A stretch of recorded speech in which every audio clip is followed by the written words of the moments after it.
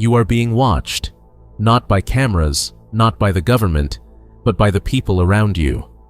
Every time you step out your door, you enter a silent, invisible battlefield where status is negotiated and victims are selected.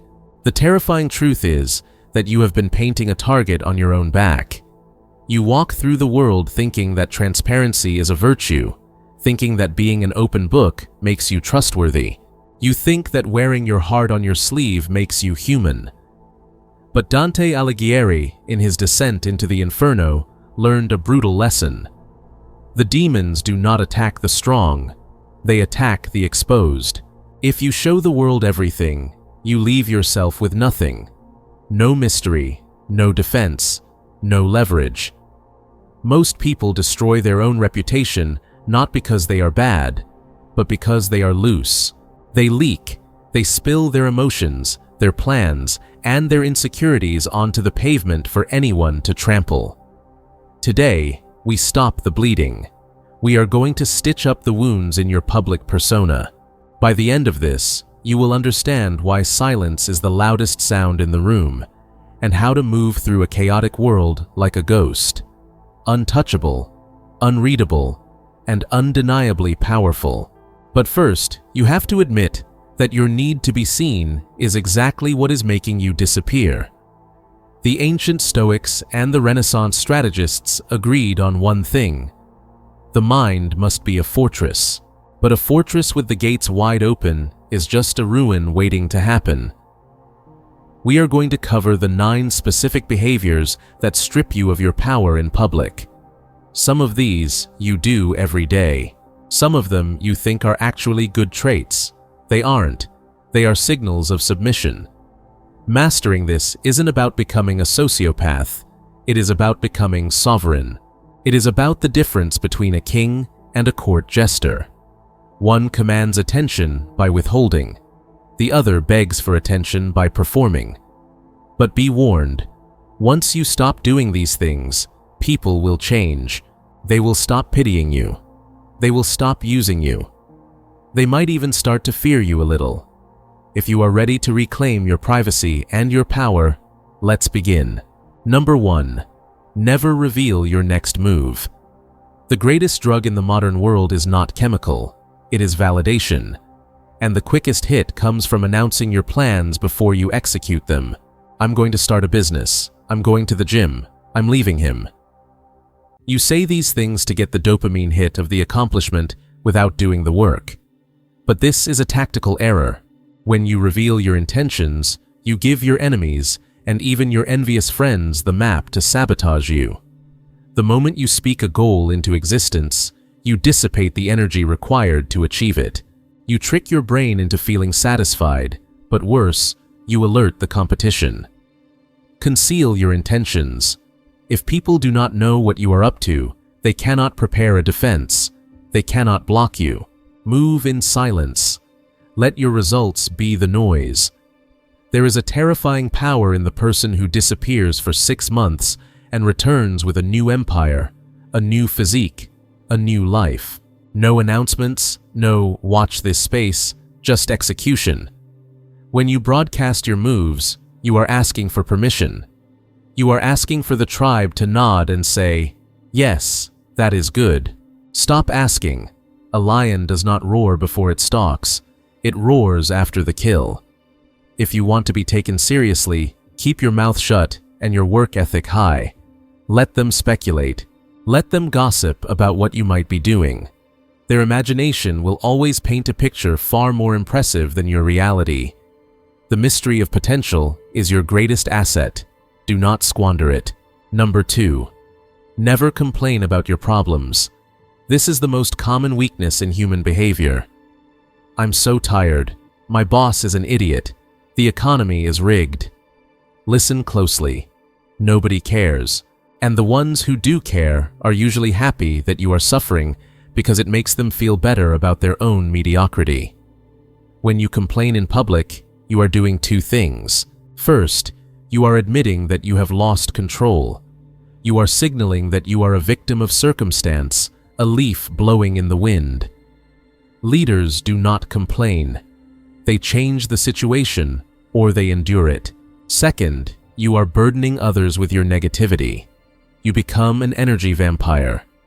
People may nod politely, but subconsciously they are repelled by you. They mark you as low status. Dante placed the sullen, those who were gloomy in the sweet air, deep in the mud of the Styx. They choke on their own complaints for eternity. People are naturally repelled by misery. They are drawn to strength, to vitality, to success.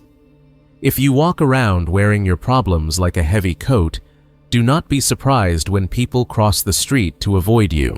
This doesn't mean you suppress your emotions until you explode. It means you choose your counsel wisely. Vent to a therapist. Vent to a trusted mentor. Do not vent to the public. To the world, you must appear to have it together. Even if your life is burning down, your public face should be cool, calm, and collected. This is sprezzatura, the art of making the difficult look easy. There is a profound respect given to the man or woman who carries a heavy load without buckling and without screaming. Become the person who, when asked, "How are things?" simply smiles and says, "Moving forward." Number 3, never lose your temper. Anger is an emotion. Aggression is a tool. There is a difference. When you lose your temper in public, screaming at a waiter, snapping at a partner, you are not showing strength. You are showing that you are easily manipulated. If a stranger can hijack your nervous system and turn you into a screaming child just by cutting you off in traffic, you are not free. You are a slave to your impulses. In the Inferno, the wrathful tear each other apart in the mud. They look foolish. They look animalistic. Nothing generates contempt faster than a lack of control. A man who cannot control himself cannot control a kingdom.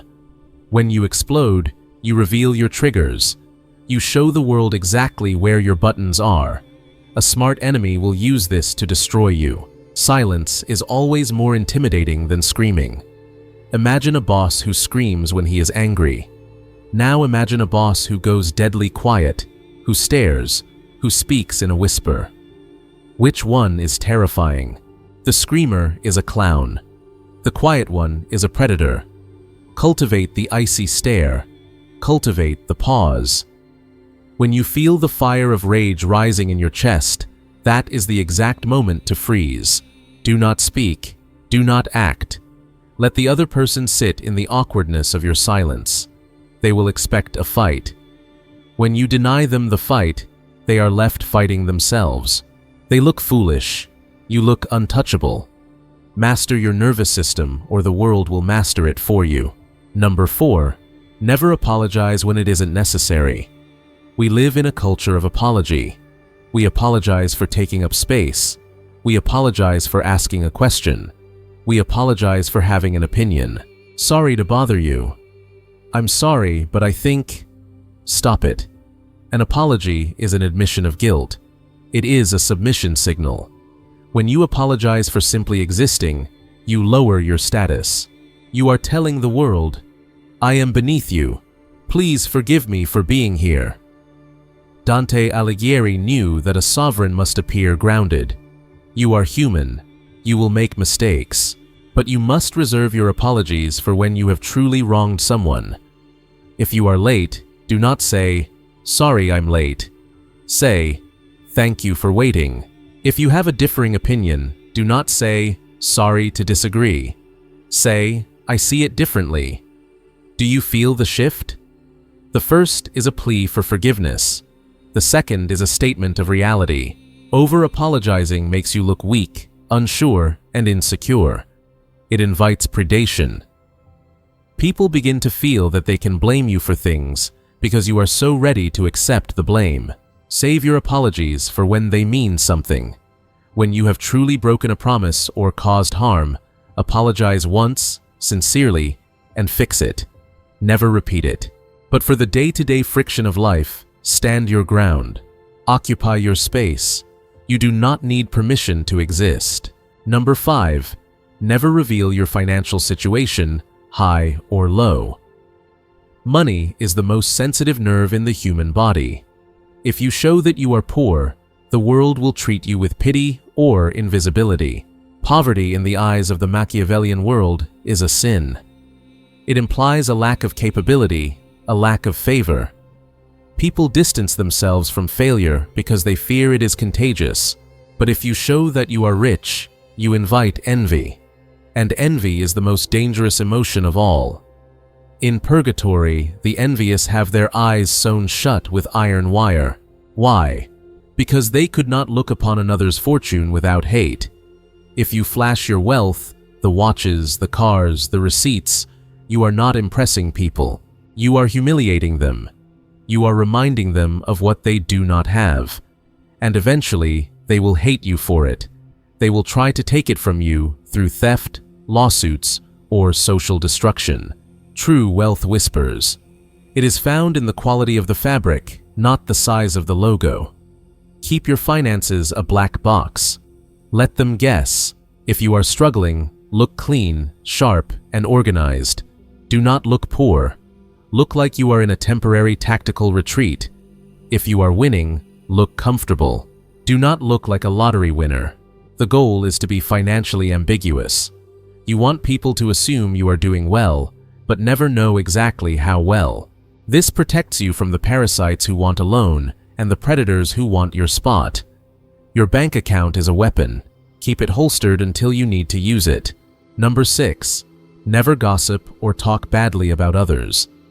Great minds discuss ideas. Average minds discuss events. Small minds discuss people. Gossip is the currency of the weak. It is a bonding mechanism for people who have nothing of value to offer. When you gossip, you may feel like you are building a connection with the listener, but you are destroying your own reputation. Think about it. When someone comes to you and spills the secrets of a mutual friend, what is your immediate thought? If they are talking to me about them, they will talk to them about me. You immediately distrust the gossiper. Dante placed the sowers of discord in the 8th circle of hell, where they are sliced open by demons for eternity. Being a busybody, a spreader of rumors, makes you despised. It makes you look petty, bored, and malicious. Furthermore, information is power. When you gossip, you are giving away information for free. You are leaking leverage. A strategic mind listens to gossip, but never contributes to it. Be the black hole of information. Let people tell you everything. Nod, listen, gather the data, and then say nothing. This makes you terrifyingly powerful. People will know that you know their secrets, but they will not know if you have told anyone. That uncertainty gives you control over them. Never speak ill of your enemies in public. It makes you look obsessed and bitter. If you must destroy an enemy, do it through action, not through words. Do it so silently that they don't even know it was you. To speak bad words is to show that they have hurt you. To speak nothing is to show that they are beneath your notice. Number 7. Never explain your philosophy. Marcus Aurelius said, "Waste no more time arguing what a good man should be one." There is a tendency, especially when we are working on ourselves, to want to preach. We find a new diet, a new religion, or a new philosophy like Stoicism, and we want to convert everyone. We want to prove we are right. Do not do this. First, it is annoying. Nobody wants to be lectured. Second, and more importantly, it makes you a hypocrite. The moment you announce your moral code, "I never lie. I always wake up at 5 a.m., the world will watch you like a hawk waiting for you to slip. And you will slip. And when you do, they will point and laugh and call you a fraud. In Dante's Inferno, the hypocrites walk eternally wearing heavy cloaks of lead that are painted gold on the outside. It is a heavy, crushing burden to maintain a false image of perfection. By verbalizing your standards, you create a trap for yourself. You give people a yardstick to beat you with. Live your philosophy. Embody it. Let people ask, "Why are you so calm? Why are you so disciplined?" Then, and only then, do you give them a glimpse. Your actions should be so loud that your words are unnecessary.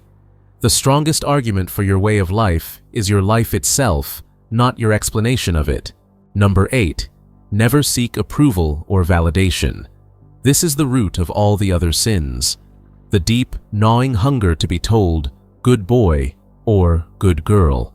We are trained from childhood to seek the approval of authority figures, parents, teachers, bosses. We perform tricks for treats. But if you want to be a sovereign adult, you must kill this instinct. When you seek approval in public by fishing for compliments or checking to see if people are laughing at your jokes, you are handing over your leash. You are saying, "My self-worth is in your hands." Machiavelli knew that the prince must be self-contained.